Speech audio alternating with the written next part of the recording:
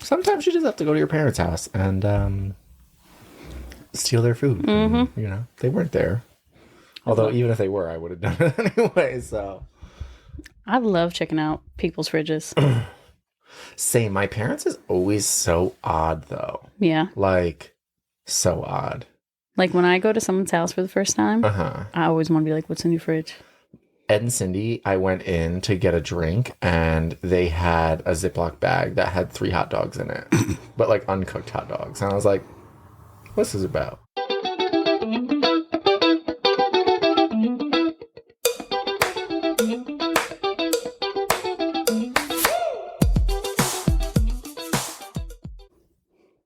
Hey, y'all. Hi. It's Thursday. Almost Friday. I mean, with us industry folks. I don't need, yeah. When people are like, happy Friday, I'm like, Tell me when it's Sunday. yeah, for real. Let me know when Monday's coming up. Monday's my day. You guys are dreading Mondays. We love them. I love a Monday. Yeah. Going grocery shopping with no one at the store. Going shopping in general with no one at the store. But then when people are there, I'm like, will you not work? That's the same. I'm always like, what do you guys do for a living? I know. Why are you here right now? And then I'm like, oh, wait. Wait, but I'm also here. I'm like, ugh, there's too many people. I know. I hate busy store. Oh, me too. I think I've said this all the time. I hate it. I hate it. I hate it. I hate it. AirPods in. Sometimes I keep my sunglasses on in the store too. That doesn't shock me because you wear your sunglasses all the time. All the time. Oof. How you doing? How was your week? I'm doing better. Week was all right. I got sick. Yeah. Which we jinxed it because, a week and a half ago, we were just sitting here talking about how, we haven't gotten sick in forever. Yeah. We've been healthy. And then I get fucking sick. Yeah. You got like weird sick too. I got weird sick. I thought it was just a cold. Like it was really just... Apologies for the truck, y'all. Trucks. Don't they got jobs? Another thing that I often think when cars drive by, I'm like, shouldn't you be at work? Right. So it started off by thinking, like, I thought I just had like a little bit of a sore throat, nothing crazy. I had some congestion, but I didn't feel sick otherwise. No fever, no body aches, no, I don't know, anything else. So I was just like, all right, let me take some Mucinex, some ibuprofen, I'll go away. And then Matt was at my house last week, and I was like, my throat's just like really bothering me right now, actually. It was after we ate dinner. And I go into the bathroom, and I put a flashlight to my throat, and I'm like, oh my God, what the fuck is this?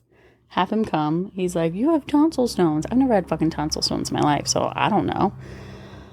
It looked like tonsil stones. It really did. It looked awful. I'm going to leave some of the details out, but... Yeah. It was, like, fun to look at, but... Not for me. So then went to the doctor the next day. They took a look at my throat and said, this is one of the worst throats we've ever seen. How did you not come in any earlier? And it's because I'm a rock star. Just kidding. Go to the doctor if you're fucking sick. And then, I got strep throat. Yeah. So my husband hasn't touched me in a week. Well, I mean, there's other backstory on that conversation, but we're not go through that. But yeah, I mean, I don't blame him. Some people like get strep. Aren't you one of those people? Like you're. So when I was younger and in my early 20s, I would get strep all the time. Parents should have gotten my tonsils removed, but you know. So I was like a strep carrier. And that's why I didn't think it was strep, though. It didn't feel that bad. It, like, felt annoying. But it didn't feel that bad. But yeah. I'm a survivor. She's a survivor. I'm a survivor. I don't know which route you were going to go. Reba McEntire. What do you think? I was going to go Destiny's Child? I don't know. I should have assumed Reba. You know, my Lord and Savior, Reba McEntire. Girl. Staring at Matt's phone right now with the Reba sticker on it. Who got you that? You did. Yeah, I did. I was so upset when I got a new phone because it's my old phone. Yeah. When I got a new phone and I had to get a new case because the case no longer fit. And I was like, but my Reba sticker. Oh, girl. How's your week?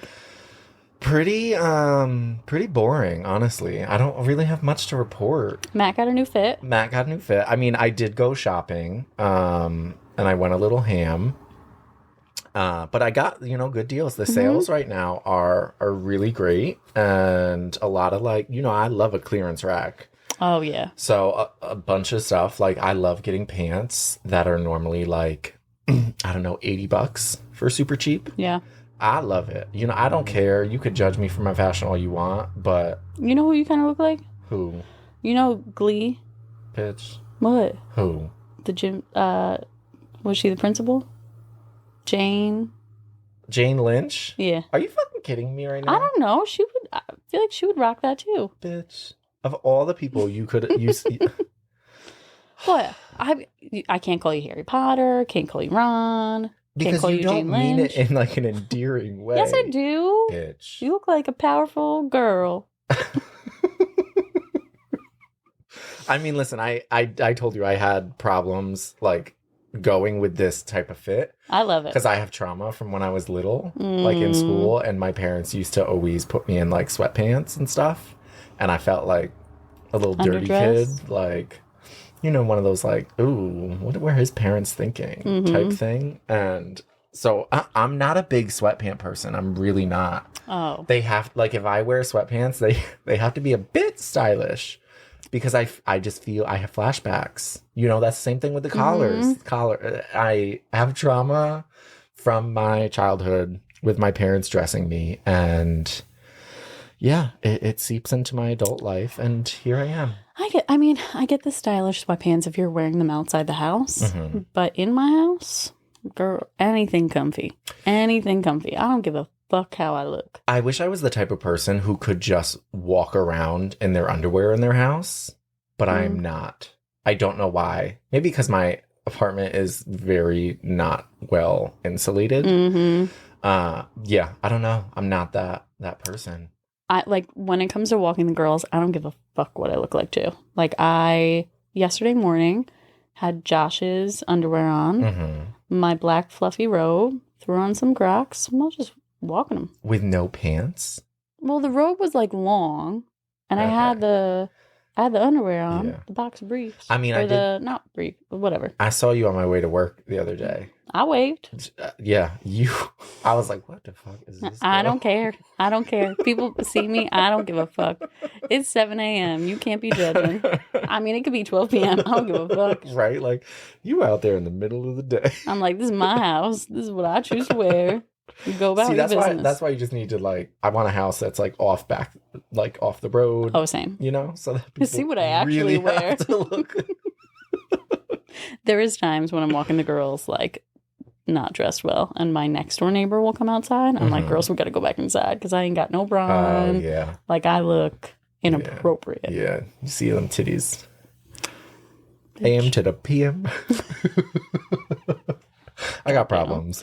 We know. All right. So today's episode. What we doing today? We're going to go through, we haven't done this in a while. We're going to go through some email write-ins that we got. Last time it was a lot of like crazy stuff. This time it's a little, a little more. It's real. All of them were real life, but it's a little more deep. Yeah. So with us with this Call Me Crying podcast, it's like chaotic, messy, laughing your way through life. And so we, for the most part, laugh about like dumb shit all the time. But even like the hard times are funny. Not in the moment, maybe, but reflecting. We often go through that as me and you. But like, remember the other night when you stormed down our house? Smack the bag of Cheetos out of your hand. I was pissed. She was pissed. And I was like, damn, I didn't even think I whacked it that hard. That shit flew across the room. My Cheetos, I had chopsticks not to get my fingers, stain. And Matt just came around and smacked, and they went flying. I got my dogs. I think they're going to be eating Red 40. Like, I can eat Red 40. I'm not trying to introduce that to my pups. I hate it here. Okay. Anyway, back to what we're talking about. So some people emailed us and are asking for some advice. Yeah. And Again, we're not trained professionals. Not None whatsoever. of this. We assume no. What's the word? Liability. Yeah. I'm just struggling talking today. Story of my life. Jeez, but yeah. So here we go. Are you Matt's ready? gonna read them. I'm gonna read them. Me. That's not true. We talked about this. She volunteered to not read. Yeah. All right. First one.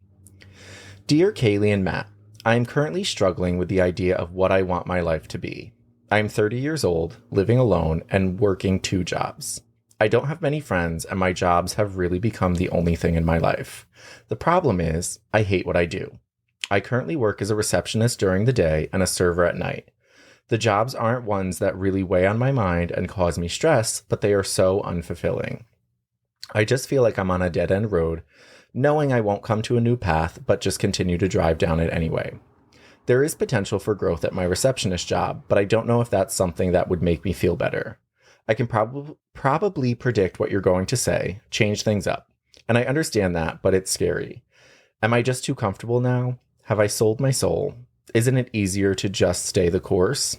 Please help. Also, P.S. I listen to your podcast and watch you on TikTok, and your show has become something I look forward to every week. Love the love. Aww. All right. The love was my own. That wasn't part of the email. You added it in there. I added that in there. Okay. So what are your thoughts on this one? So I feel there's 2 tiers to this, in my opinion. Mm-hmm. There's the work side and the unfulfillment that work is bringing to this person right now. Mm-hmm. And then there's the personal life, love, and fulfillment over there as well. Mm-hmm. One, I understand what this writer is saying. I know what you're probably going to say. I should just change it up and whatnot. I think some things have to happen in a slow burn, and you have to be comfortable of the changes that you're making in your life. And you don't have to do something so abruptly. Hearing this, in my opinion, again, not professional, something needs to change. Mm-hmm. Clearly. Absolutely. Something needs to change with work. If you have an opportunity to grow in your the job that you're working at now, but it doesn't bring you excitement, clearly that's not for you. Mm-hmm. Clearly you have to really identify what you want to do with your life and how much you want work to be a part of your life too, because you can find a career that you love, which is very important, but you also want to remember your career should not define you. You should not think that your career will just automatically bring you happiness. You need to also prioritize your personal life, whether that's friends, whether that's a hobby, things that you like to do, volunteering, watching shows that you love. It could be anything. Everything is different for everyone, you know, what is going to bring you joy and happiness. I think that you need to make changes when it comes to both professional and personal life. You can do it at a slow burn and see what you're comfortable with, but changes need to happen. And you need to, again, just realize, and this is coming from personal experience, just changing your work life is not going to fix all of your problems. Will it bring you some more joy? I hope so. I think so. But that's not the only issue at hand. Yeah, I agree. I think there's a couple things that in that mindset of a slow burn, update your resume, apply to jobs. Make your LinkedIn open for work. There's that function on LinkedIn that you can make it so you're open to looking for a new job. And just, realize the next job that you take, if you decide to do so, don't think that that will automatically be the job of your dreams. You may need to trial and error. And that's okay. It's okay to make a big jump, go to a new position, go to a new workplace, but also just be aware that things take time and give yourself grace with that. Don't think that if you make a change, you have to then stick to that if you're still not happy. Yeah. And I think also in making that change, I often struggle with this where it's oh, okay, I'm going to make this change and I'm going to see immediate results. They're not immediate. They're never not immediate. And the thing is, you are not happy. And I didn't really think about the 2 different aspects, but it is true. There's the 2 aspects of work and then personal. And so, listen, you don't need to go get a new job but you could just go on interviews. Like, maybe you will find a job. And maybe part of the problem is, and I'm assuming you have 2 jobs because of like financial stuff, which I totally understand. Maybe you find another job that is like financially going to support you, that you won't need 2 jobs. And then that will open up doors for you to have more free time. The other thing is, I also, like, this for me, I very much have felt this way many, many times. Oh, same. And it's part of the thing of like, you sort of just have to like put yourself out there. And like, I've recently been going through this thing where it's like, I just feel like I need to go like sit in a restaurant alone and like read a book and eat dinner and like let whatever happens happen. So yeah, I think it's the 2 things. Like, A, you're not happy at work, then just test your waters, go on interviews, see what else is there. And then in terms of, you know, a personal life kind of fulfillment, figure out, and maybe you do have hobbies, maybe, you know, you didn't write about this, but focus on things that make you happy. And not things that you feel like should make you happy. Actually make you happy. Don't feel the pressure from the outside of, I should be someone who can enjoy reading books. Some people aren't like that, you know? But maybe you're someone who wants to take yourself out and go see a movie or go on a hike. Like, you really have to focus on what will bring you joy, not what you think should bring you joy. Yeah. And for someone who made a big career change less than a year ago, I totally resonate with how you're feeling. It is so scary to think that you should just have to like suck it up and do it and keep with the momentum. But I will tell you, on the other side, it is so much better. And working in a job, even if you're fine there, you're like happy, but you're not fulfilled, that impacts then your personal life as well, because it bleeds over. So you don't realize sometimes too that the career in which you're working or the job that you're working at, how if you're unhappy or even if you're just kind of stagnant with it, how much that then actually bleeds into your personal life and makes that area not as enjoyable as well. Okay, I have one other thing on this, which could be, you know, could relate to how you're feeling, but maybe not. But on like for a personal level, I also feel like what did she say? She was 30, 29? It's a she. Okay. Yeah. 30 years old. So I also got in this, and I still am in this sometimes, where it's like that kind of like traditional outlook on life of like milestones and stepping stones, and this is where I should be. Like, I struggle with that a lot. And so I feel like that's also another thing that could be in play here, is like, maybe you have family and they all are like doing well financially, or they have kids, they're married, you know, like there's multiple things here. I think part of it with, I'm 30 years old living alone, like I feel like maybe this is a thing too, where it's like all of these societal milestones, like traditionally in the, like the traditional aspect, is like pressure that you don't always think about, but it could always be there. Like for me, it's not stuff I think about all the time, but then sometimes I'm like really thinking about it, and I'm like, oh, that's another thing that I know, like subconsciously, is that the word? That's is in the back of my head, that I'm like, oh, well, you know, you're 31 years old and you wanted all these things. And I like look at it and I'm like, no, but that's like that traditional thing where it's like, I also at one point wanted fucking kids by the time I was 25. Could you imagine me with kids right now? Mm-mm. I can't. So it's like all those things. I feel like I agree with that. That's a really societal good point. Milestones where like nowadays 30, back in the day, 30 was old. 30 is young. You are so young. I mean, I still think 60 is young. Like, you could do so much. The world is so different now too, with buying a house now at our age comparative to our parents at our age. Like, the difference in finances and cost and inflation, and I mean, I could go down a whole rabbit hole with that, but I agree. I think that's a really good point. There's also this cloud of societal pressure thinking that you should be somewhere, even if it's okay that you're not aligned with that. Yeah. Everyone has their own timeline. Everyone has their own course. It's not a competition. It's not a competition to have to be somewhere if you're not ready at that age. Yeah. And it's just like the pressure, and I think about this a lot. It's the pressure that you're putting on yourself. Like maybe there are people in your life that, you know, say like, oh, when are you gonna settle down, blah, blah, blah, all that stuff.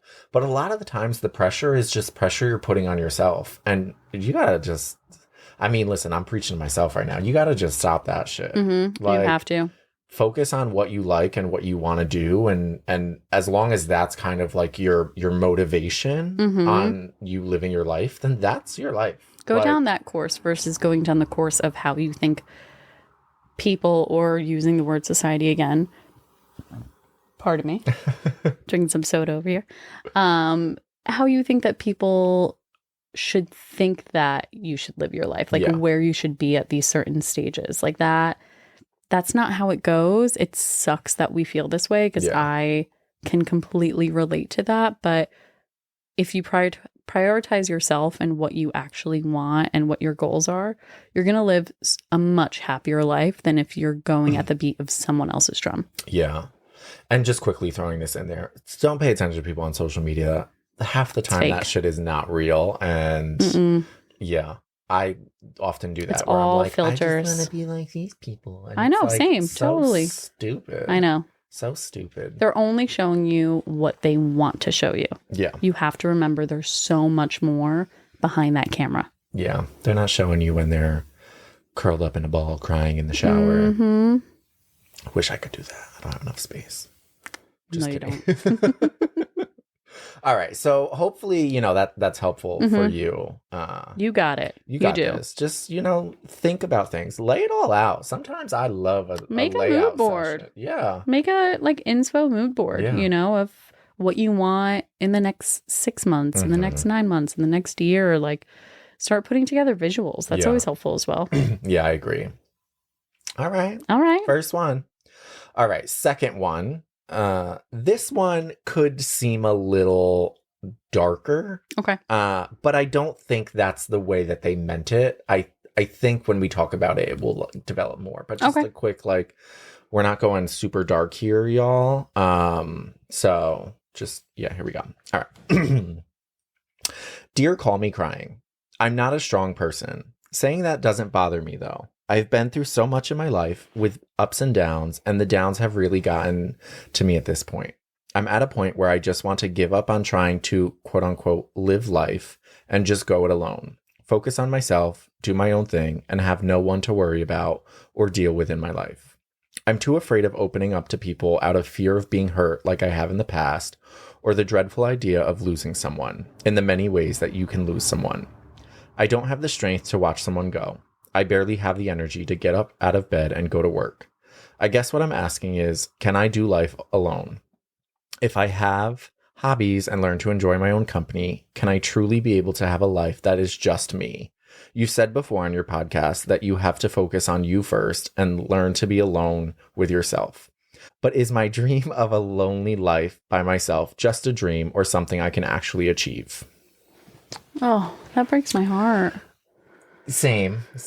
But I also feel like I've thought this way before. That's, I think, why it breaks my heart. Because, Oh, absolutely. It's like one of those things where it's easy to get lost in that. It's easy to get into that habit and that mindset. Yeah. You know? It's just better to be alone and do it myself because of the fear. Yeah. Of like this. Did they put their name? No, it's anonymous, right? They didn't put. Yeah, it's very anonymous. I have no gender, age, anything. Okay. So with this writer, the first thing I think of and I hear is they want to be alone because of the fear of losing someone. So it's not like they want to be alone because they just are not interested in people. Yeah. It's because of that fear where, in my perspective, you shouldn't. It's so much easier said than done to put this out there, but that fear is so rooted and so horrible to feel. You can't force relationships upon yourself if you're not ready, but you can't hold on to your past to harbor your future, not allowing you to open up yourself to relationships if they do come and you're interested in it. Mm-hmm. Because if you hold on to, I don't want to open myself up because I'm fearful of losing someone or being hurt again, you're taking your past and you're allowing it to control your future. Mm-hmm. I'm not saying you should force yourself to go on dates or go on friend meetings or meet people if you're not ready yet. But I don't think you should close yourself off and just assume you are going to be alone for the rest of your life, because I don't think that's a great way to live. I don't think you're going to find the enjoyment out of life that you have the potential to do so, especially if you're highlighting that there's a reason why you are feeling that way. Yeah. You know what I mean? Mm-hmm. If they were purely like, I don't like people, I don't want to be around people, I just want to be alone, like, that's your own prerogative, go at the beat of your own drum. But what I'm picking up from this writer is there's something that happened in their past that is causing them to feel this way. And because of that, I wouldn't recommend wanting to live a life alone based on fear. I do think prioritizing yourself, your mental health, and your well-being is absolutely number one. And you have to do that before you can really open yourself up to other people. But yeah, I think that's my initial take on it. Yeah. I have two thoughts of this. Is the first of saying how we've said on this podcast before, like, essentially, like, you need to do the work. You need to be alone and do that. Yeah. And I think the idea behind that, at least I think for both of us, is not that we are doing the work of being alone so that we can be alone. Exactly. It's doing the work of being alone and being content with yourself in terms of, at least for me, boundaries. Like, I will not, because I've been alone, I know what I like in like friendships, in relationships, romantically, things like that. It just allows me to know, like, this is what I'm okay with and this is what I'm not okay with. And if I'm, say I have a friend and they act a certain way or do certain things that I don't personally align with, and that for me I've decided is a boundary, that's what that's about. It's not that, oh, I've spent the time being alone and because I'm happy with who I am means I want to be alone, or that I can sustain being alone. Because the second thing for me is that as humans, we are wired to want connection with other people. And so I think if you were to go down this route of, okay, I'm gonna just live my lonely life, not in a bad connotation, but I'm going to live my lonely life, I think you are going to run into times where you have the desire, like the yearning for that connection, to not be alone. Absolutely. I don't think it's truly possible for you to live a life alone. First off, unless you're going to like nail up your windows and lock yourself in your house, you're never alone. You're never alone. And I think maybe what it is you have to just find people who are worth it in the sense of, like, yes, loss is inevitable and, like, people will die and people will unfortunately move on and maybe they have to move, or maybe, you're friends with two people and then those two people get in a fight and then now that's like, there's all these different ways of you to lose someone. But I think that loss is worth it.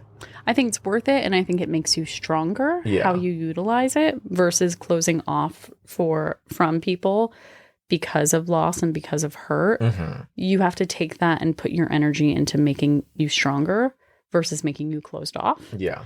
I think another thing I wanted to add on is the part where, again, what we've talked about previously on the podcast, like being happy alone and within yourself. My perspective on that is you should be happy. You have to get to a place of being happy alone with yourself, who you are, to strengthen your relationships, not as a replacement to your relationships, because you cannot expect someone, if you're miserable within your life, if you're not happy and you think, oh, well, if I just get into a relationship, I'll be better. That's not the way to think about it, because then that's not solving the internal issue of, wait, no, why are you unhappy? Why? What is going on with your life? So that's, I mean, my take on what we meant in prior podcasts, talking about just being happy by yourself and alone and with who you are, is really because at the end of the day, you do have to prioritize yourself in order to have a strong, strengthened relationship with someone coming in versus assuming someone's coming in to heal that. You have to heal that. You have to heal that within yourself. Yeah. I don't think there is a benefit to living a life alone. Like listen, there's been times where I'm like, I'm just going to move. I'm going to just Well, and in phases of your life, it's good to like be independent in phases of your life. Yeah. You learn a lot about yourself. You grow a lot.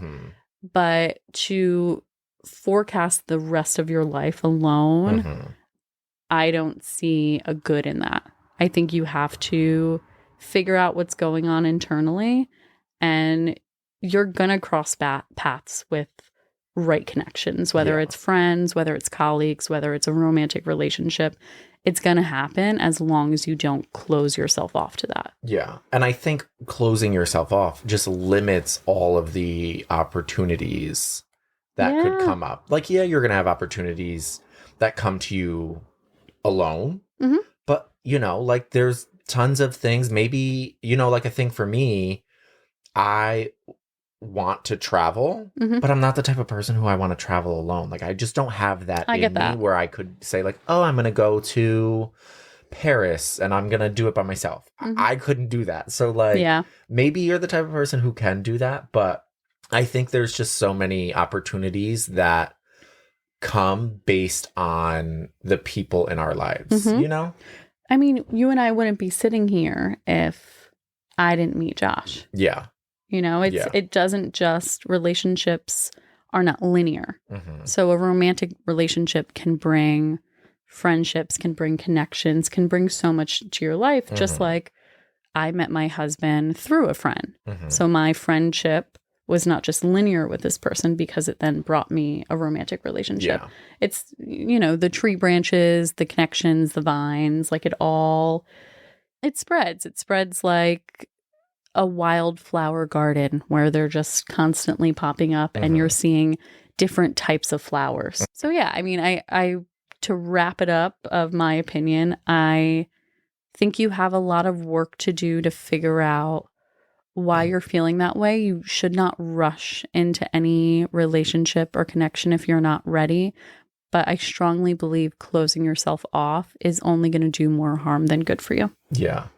I think, listen, take the time, do your own thing. Take the time, yeah. But and listen, maybe you are the type of person who you like to be alone 90% of the time, but I don't think it's smart to say, I'm just going to restrict myself from connections with other people.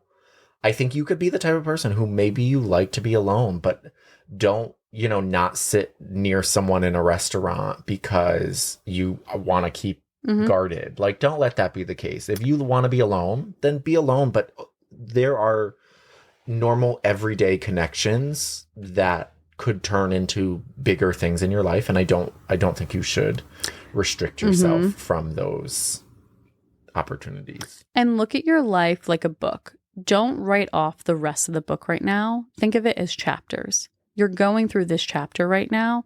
Don't write the rest of your chapters with how you're feeling right now. Yeah. And also, certain chapters of your life build a really good character. Yeah. And, there are tons and tons of people who go through situations. Maybe they're short, maybe they're years long, and then they get out of those, and then all of a sudden life is everything that they have wanted it to be. And they couldn't have gotten there if they didn't. I mean, maybe they could have. I don't want to say they couldn't, but you know. Well, before I met Josh, I got out of a not so great relationship, and I was in my mid to late 20s at the time, and I was like, okay, like, that's it. I'm not going to find someone. I just like wrote it off my head that like, I'm going to be alone forever. I'm going to pour myself into work. That's going to be my life. I went through that for a period, and then I had a friend come to me and say, I want to set you up on a blind date. And I almost said no, but I decided to say yes. And it just changed my chapters. It changed my history. And if I stuck with my initial feeling of I'm going to be alone the rest of my life, and I said no to that, I don't know where my life would be right now. Yeah. So I get that mindset. I really do. But just be open. Just be open. Yeah. In my head, I'm thinking like, yeah, you know, I go through that. I might be in that phase right now. So, Kayleigh, when are you gonna, you know, set me up on a blind date? I've tried. Have you? Mm-hmm. What? We'll talk about it. Girl, I don't remember you trying to set me up on a blind date. Okay. Y'all, if y'all want to set me up on a blind date too. We should go to the post office. First off, we're not going back to the post office. Just kidding. These are new opportunities. Yeah, you know. I don't know though if I could do a blind date. I'd like, can I at least see a picture? I saw a picture. Can you tell me something about this person? You know? I got like some intel, but I didn't talk to him. Mm-hmm. Like it was like Taylor scheduled the date. Like we went through her. Shout out to Taylor. Okay. So we didn't talk ahead of time, but like she showed him pictures of me pictures of him, gave like probably here are the top 5 facts about them. Something like that. Okay, yeah. I think I'm okay with a blind date. If you were to set me up on a blind date, as long as you know the person and it wasn't like, oh, I just met this person, you should. I think like, what do you know about them? Are they a serial killer? Like that's why I was much more comfortable too, because I knew like Taylor knew Josh. Taylor knew me. So it wasn't like Taylor found a Craigslist ad of someone looking for a date. And you know. Yeah. All right. Okay. Let's see. What do we have in store now? Some of these are lengthy. All right. Okay. This one says, Hey, Matt and Kayleigh, I'm a 29-year-old gay man who is once again trapped in a situationship that doesn't seem to be going anywhere. For context, I've been, quote unquote, dating this guy, 38 years old, for about 5 weeks now. We met on Grindr, of course, and hooked up. I didn't add the of course, just real quick. After, though, he seemed to genuinely be into me and asked all these questions about my life. He shared details about his life, some very intimate and private. I didn't really plan on anything out of this hookup, but it seemed different. After the hookup, we started texting nonstop all day. We talk about everything from when we wake up to when we say goodnight. We see each other pretty often, and when we don't see each other, it's videos sent to each other or FaceTimes. There have been times where he has said he can't wait to show me things from his hometown or go to certain places together.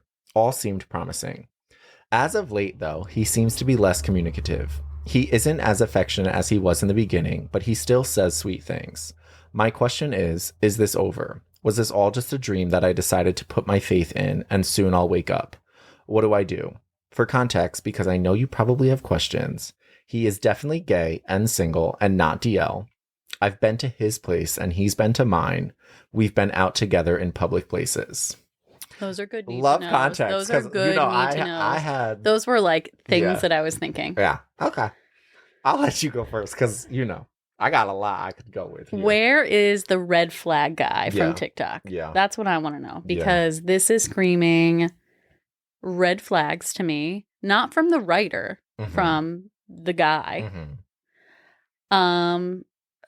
First of all, fuck situationships. Like, been there, done that. Fuck them. I hate them. I have PTSD from them. I think if things are going well, the conversation of commitment should happen. How long did you say? 5 weeks.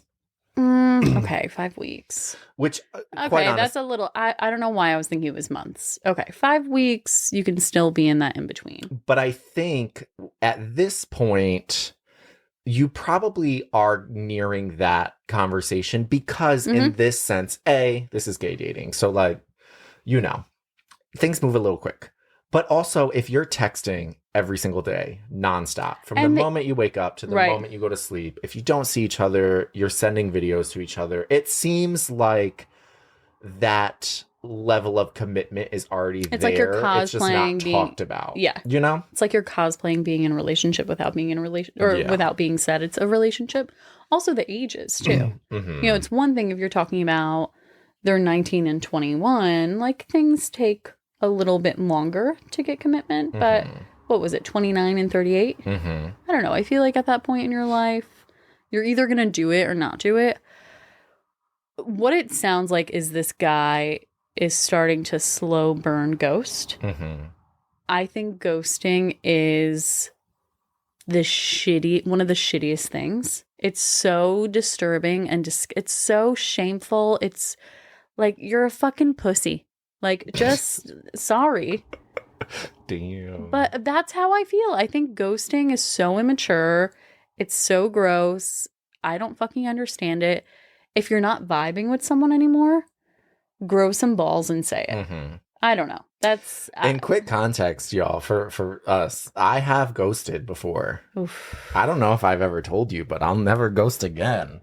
I mean, I haven't ghosted as of, you know, a significant amount of time, but I have ghosted in the past, but never with this bitch. Okay, I will make an exception for ghosting if you're talking to someone for like a week and then it fizzles. I wouldn't really call that ghosting. Ghosting for me is if you have been talking for a while. Like there's significance in your like quote unquote relationship. Whatever that be. If you're just talking for a week and nothing has really like transpired yet. It fizzles out. But ghosting is when there's substance to it and you're fucking talking every day from sun up to sundown. You're sending videos, you're going on dates, you're going out in public. Like, that's a fucked up thing to do. Yeah. So I'm so sorry to this writer.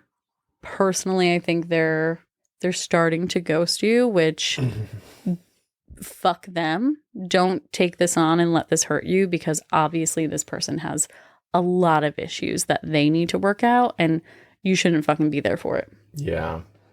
I'm getting pissed. Well, so my initial reaction is like, hey, what's this guy's name? Because, sir, I'm speaking from experience. You are being love bombed.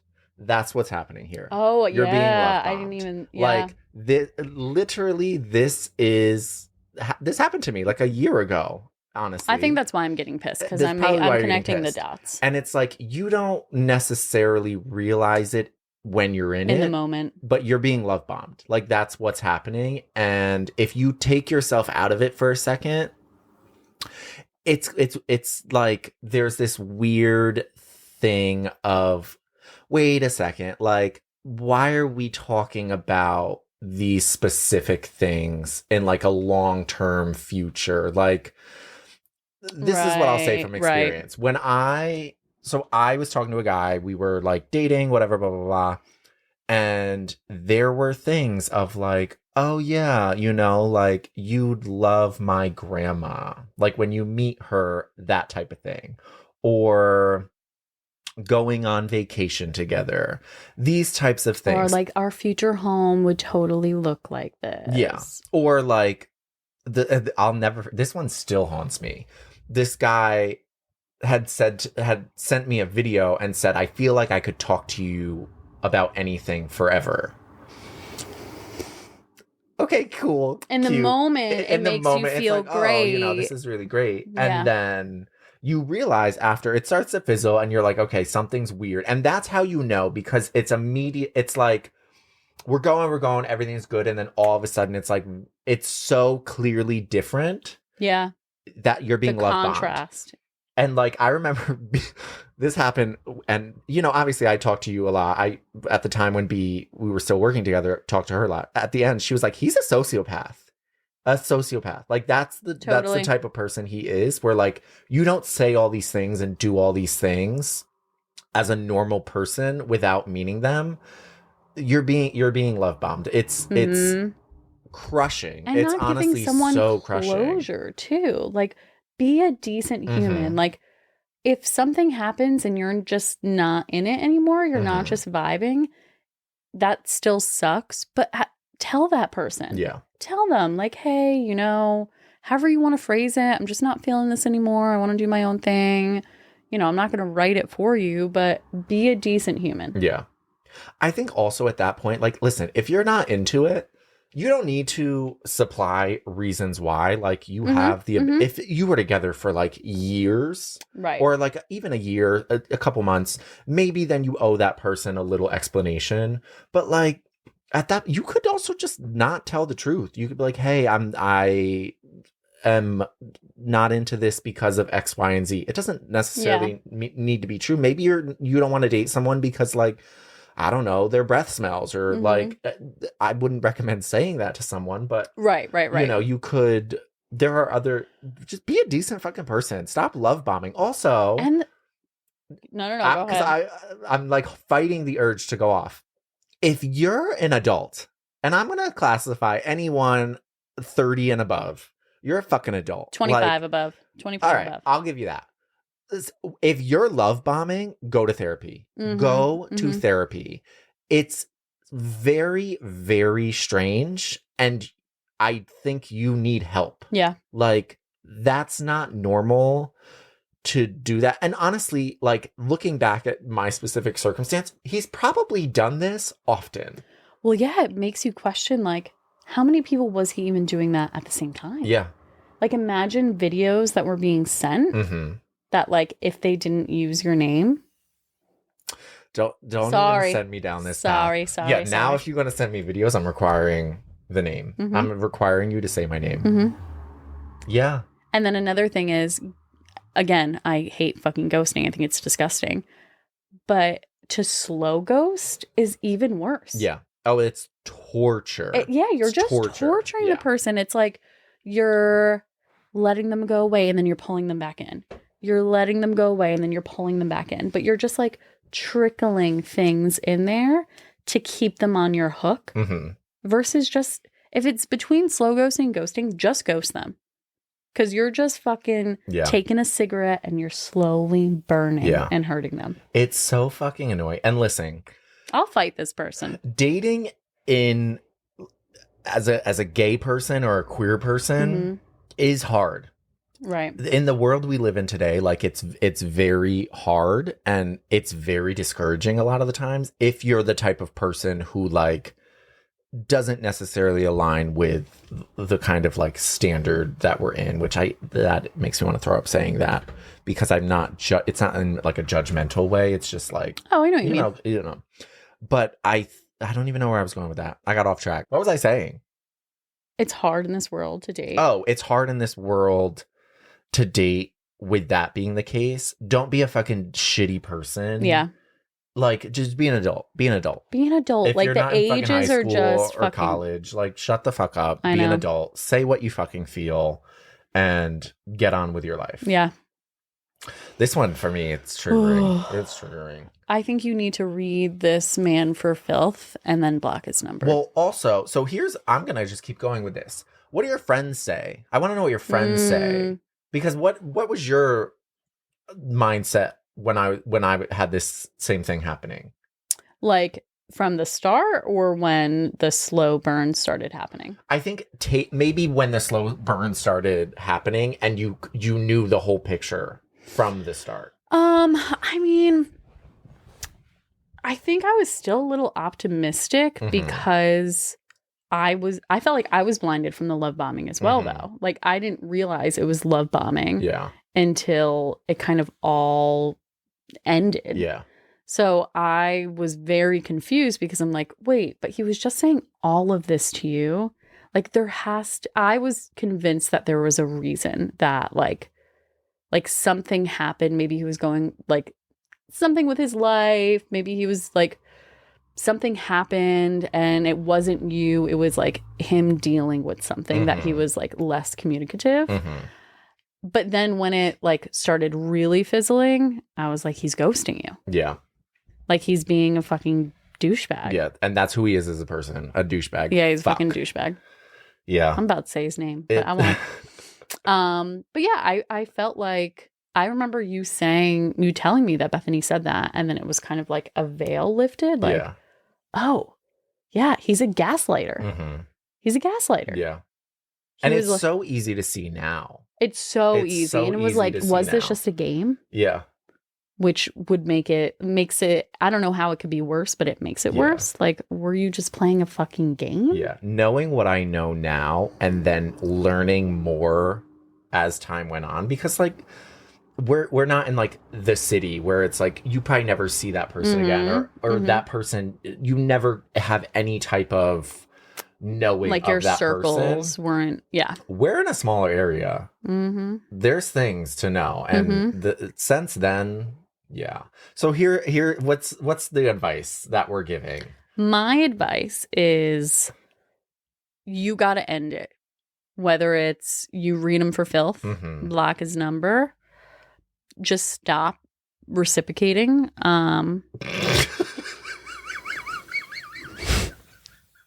Responding. Reciprocating? I don't know what I was trying to say. Stop responding. I think it's going to drive them crazy, though, because they're a sociopath. So then they might start texting you even more. But I say stop responding, block their number, and or read them for filth if you really want to, depending on your emotions. But it's over, hun. I think it's over. Yeah, my advice is get out, run. But I think at this point, and maybe this is just me, like what I would feel on a personal level, I think I would just end it. I wouldn't ghost them. I don't know if I'd read them for filth, because at the end of the day, I feel like that's giving them that like satisfaction of like, ooh, I felt that's a good point. That's a good point. That's a good point. Like, I think that's something that they're probably looking for. Just end it. Just be like, hey, I'm not really into this anymore, and let that be. Oh, that's what it is. And yeah, I'm not a fan of blocking numbers unless you're like a spam caller. I never delete a number. I always keep it, because I'm like, one day, people tend to come back around, and they try, and I want to make sure that I have it all. I get that. So yeah, I say get out.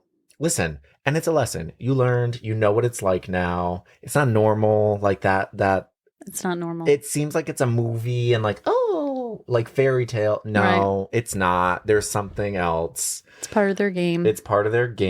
They're lacking therapy, probably. Just remember, it's a them thing, not a you thing. Yeah. It's a them thing. Yeah. And it's shitty that like your time was wasted and all that, and like you develop feelings. But you know what? It is what it is. It's a learning lesson. Now you'll know in the future. Yeah. And like you'll know. It's very easy then to know when it's happened to you, if you are then doing it to somebody else. Ooh, yeah. Not that I'm over here love bombing people, but it's easy when you start first talking to someone of just like saying certain things that could be misconstrued. Right. And so you just become more intentional more cognizant of how you're communicating with people, because you don't want to make it seem like you are love bombing them, because that's a good point. Not a good thing to do. Not a good thing to feel. Yeah. Jeez, that one. My hair with this emotional roller coaster thing is. Oh, you're fine. Yeah, yeah. Today was, I think the thing is, I could relate to all of those things, and same. Yeah, I think what if you had to generalize or like add all of the advice up, what would be your takeaway or your giveaway advice for these three people as a whole? Okay. One would be trust your gut. I think trust your gut for a lot of these. Prioritize yourself. Put yourself as number one. And don't let bad experiences ruin future endeavors for you. Good. That's good. I think mine is similar. It is, for me, I think in all of these scenarios, I think it's like lay everything out and look over everything, keeping yourself in as the priority in all of these things. And then I had one other thing. What was the last thing you said? Not letting like the past. Oh, yeah. Okay. Good. Mm-hmm. And then the second thing is just always being optimistic. Mm-hmm. That could be bad advice. People might say like, oh, that's not good advice.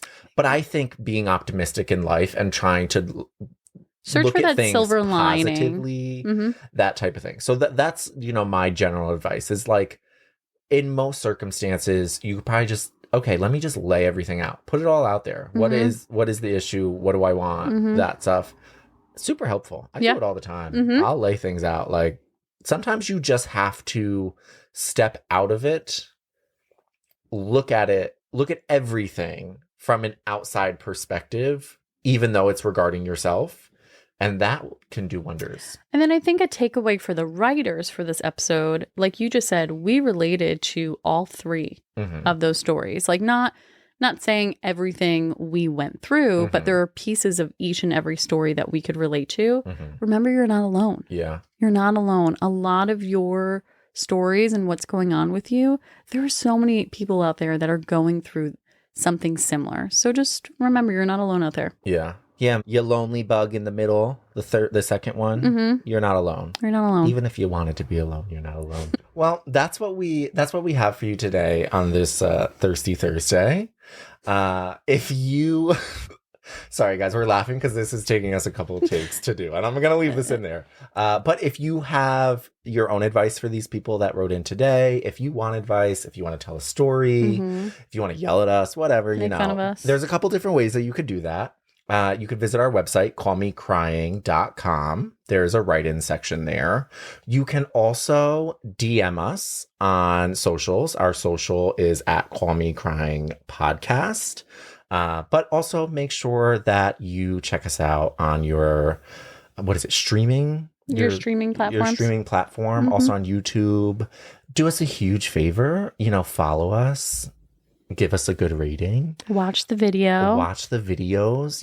Engagement is super important, and we like doing this. Yeah. And we want to, keep going. So let us know what you're thinking. And that's what we got for you today, baby. Yeah.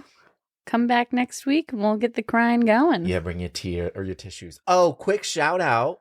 Happy birthday, Tiff. Happy birthday, Tiff. It's my sister's birthday. Anyone and everyone who knows her, go say happy birthday. Give her all the love. Almost missed that one. I know. Ooh. Sorry, Tiff. Happy birthday, Tiff. And next week, just quick, for next Sneak week. Peek. It is Kayleigh's birthday next week. It is. Thirsty Thursday and her birthday. I know. Ooh, we getting drinks, baby. We're having drinks on the show next week. Oh, yeah, we are. What's in our cup? Woo, baby. I ain't telling you what's in my cup. Boy. All right, y'all. Thanks for joining us. Bye. Bye.